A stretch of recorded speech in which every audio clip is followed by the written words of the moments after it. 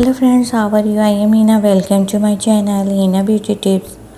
Friends, आज की video में मैं आपको बताऊंगी कि आप अपने सर की खुश्की को किस तरह ख़त्म कर सकते हैं। सर्दियों में हमारे सर में खुश्की हो जाती है और खुश्की से हमारे बाल भी ख़राब हो जाते हैं। खुश्की को दूर करने का तरीका ये है कि मैं आपको बताती हूँ। फ्रेंड्स, खुश्की को आसानी से ख़त्म करने के लिए अपने खुश्क बालों में 1 खाने का चम्मच आपने नमक डाल लेना है। अपने ड्राई हेयर में आपने 1 खाने का चम्मच नमक डालकर अच्छी तरीके से मसाज करना है। जब आप मसाज करेंगे फ्रेंड्स, तो नमक जो होगा डिज़ोल्व होकर आपकी स्किन में जो खुश्की है उसको ख़त्म करेगा।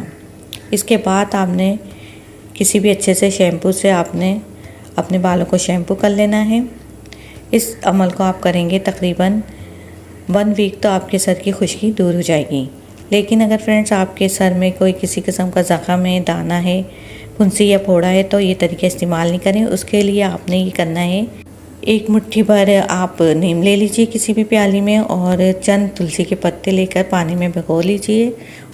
उस पानी से आपने अपना सर धोना है।